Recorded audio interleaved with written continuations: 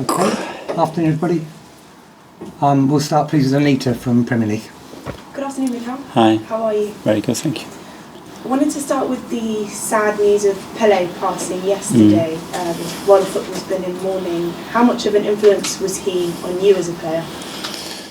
Well, obviously, everything that I've seen of him and hear of him has been through videos and people who knew him personally, and a lot of relationships that I have always in football, but someone that probably changed the dimension of a single player in world football, because he could do a bit of everything. He was probably the most complete player that the game has ever seen.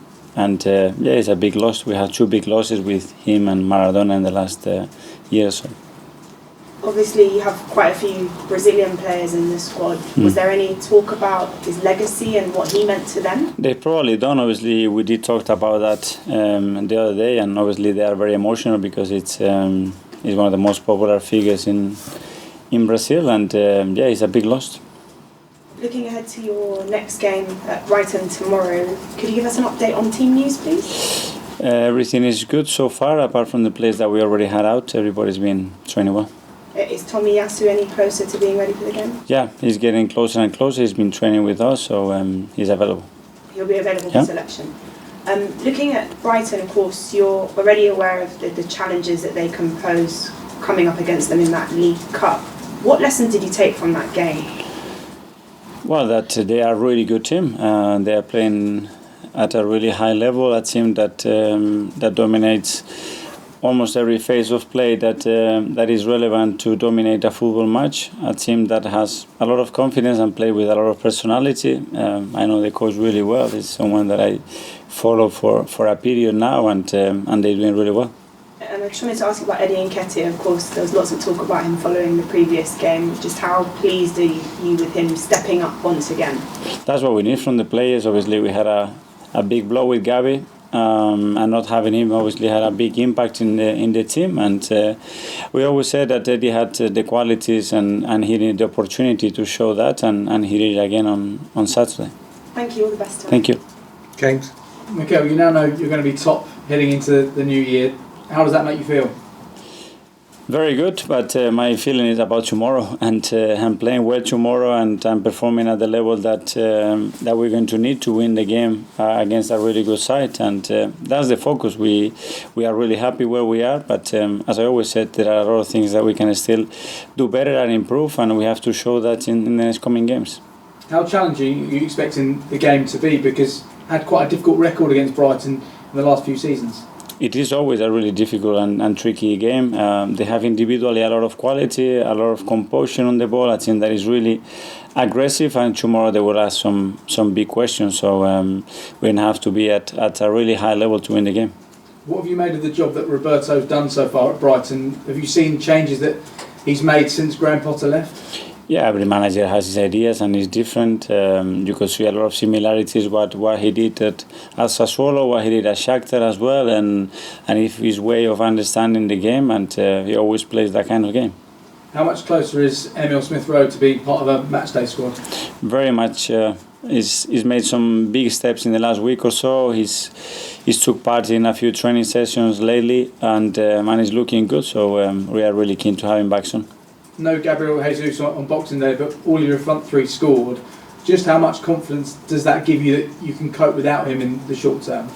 Well, it's just a game, and we have to show the consistency and the capacity to do that every 3 days, and we have another opportunity to do that against Brighton tomorrow.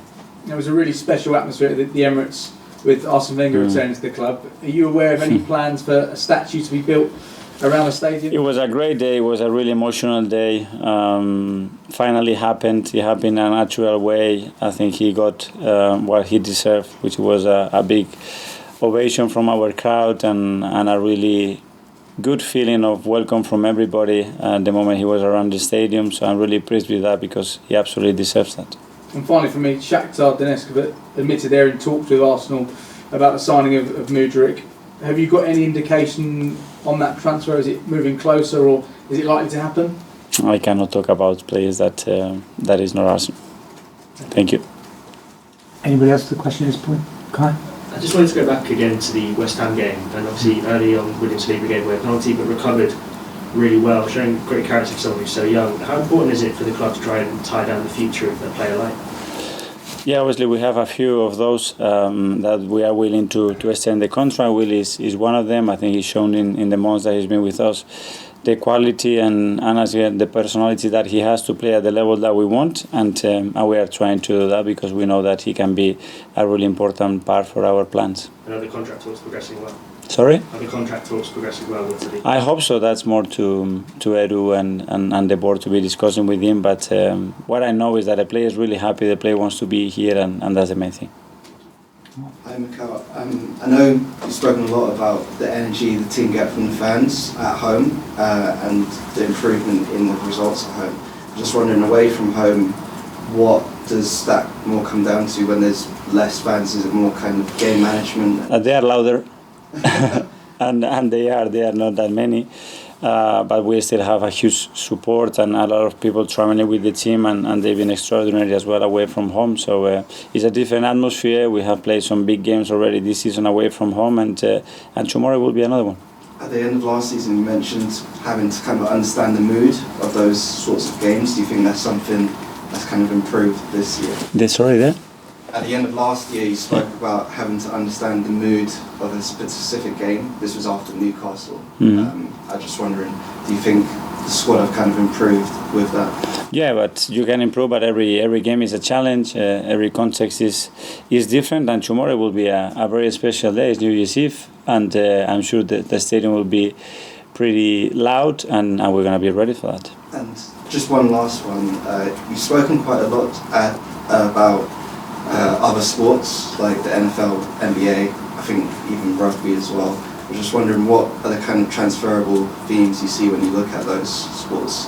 I love sport. I am interested to meet people, and we are really lucky because we have access to that, and we manage to do that all the time and interchange opinions, experiences, and ideas with all the coaches. Thanks, folks. So that's the live section finished.